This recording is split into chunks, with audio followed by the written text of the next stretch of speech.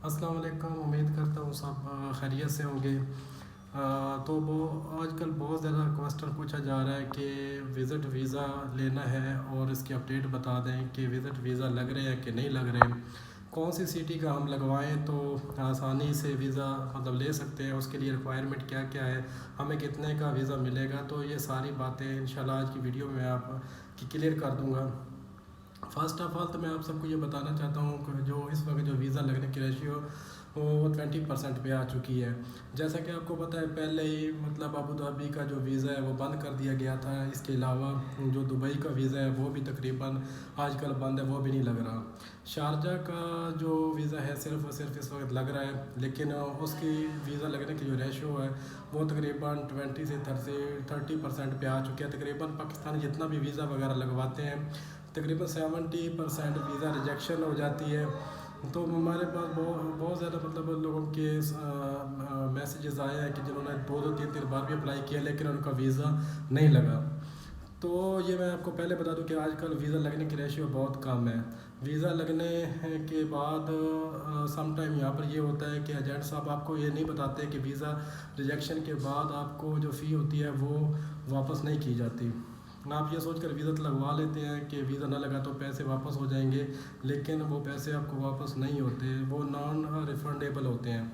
तो आपने इस बात का ख्याल करना है कि जब भी वीज़ा लगवाना है तो तमाम डॉक्यूमेंट्स एक बार मतलब अपना सिटी वगैरह चेक करने के बाद आपने ये रिस्क लेना है। और ये भी आपको पता होना चाहिए कि बहुत कम चांसेस हैं। दूसरे नंबर के ऊपर ये कि प्राइस क्या है। तो विज़िट वीज़ा की प्राइस है वो तकरीबन जो पाकिस्तानी रुपीज़ में चार्ज करते हैं वो 65,000 70,000 75,000 मतलब वो भी ये होता है कि दरम की रेट के पे और होता है, 2 4 5 हज़ार ऊपर नीचे होता रहता है।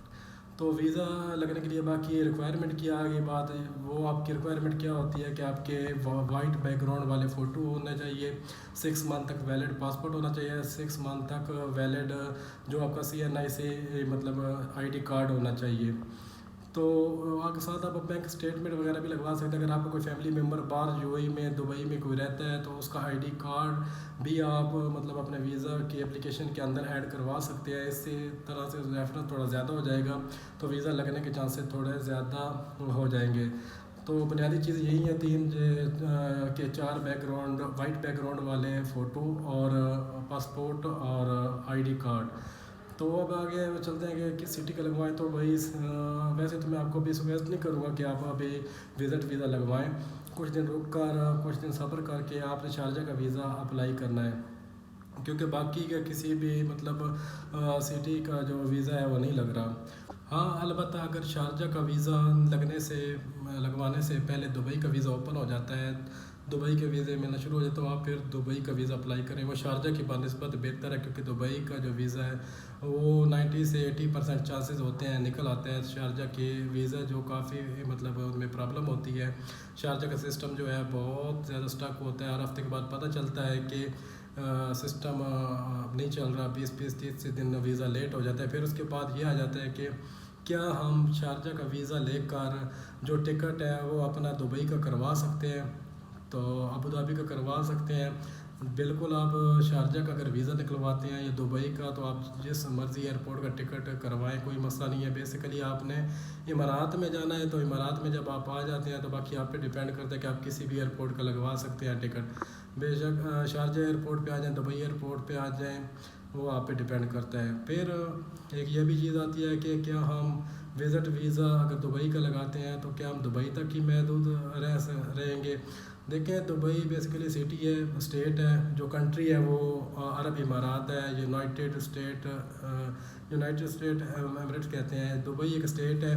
आपको जो वीज़ा मिलता है वो ऑल UAE का मिलता है, तो आप पूरे UAE में मतलब घूम सकते हैं। उस विज़िट वीज़ा पे अबू धाबी जा सकते हो, आलैन जा सकते हो, उसके बाद फजीरा जा सकते हो, मतलब आप मुल्किन में जा सकते हो। किसी भी जगह आप जो है मतलब UAE की किसी भी स्टेट में आप जा सकते हैं, किसी किस्म की कोई पाबंदी नहीं होगी। हाँ अलबत्ता जॉब फाइंड आउट करने के लिए अगर आपने बाकी के एरियाज़ में जाना है तो वो आपको दूर बहुत पड़ेंगे। सेम ऐसे है जैसे आप समझ लें कि पाकिस्तान में आप हैं, जैसे आप दुबई में हैं तो इस्लामाबाद दूर है, अगर आपने जाना है रैसुल खैमा, जैसे आपने लाहौर जाना है, तो ऐसा इस तरह से कुछ मतलब सिटीज़ का डिस्टेंस जो काफ़ी ज़्यादा होता है, वो ट्रैवलिंग में आपको थोड़ा मुश्किल होगी।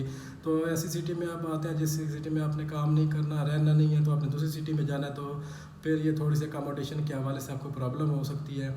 तो आपने कोशिश करनी है पहले टारगेट बनाकर कि अपनी जो मतलब सिटी है जिसमें काम करना है, जहाँ पे आपने घूमना है, जॉब फाइंड आउट करनी है, उसी सिटी में आपने अकोमोडेशन भी लें, वहीं का आप वीज़ा टिकट भी करवाएं, ताकि आपके एक्सपेंसेस की बचत हो, आप डायरेक्टली उस जगह पे पहुँच जाएं जहाँ पे आप अपनी जॉब फाइंड आउट कर सकें। उम्मीद करता हूँ सबको बातें जो है समझ में आ गई होंगी। अगर कोई क्वेश्चन हो तो आप पूछ सकते हैं। तो मिलते हैं नेक्स्ट वीडियो में, तब तक के लिए अल्लाह हाफ़िज़।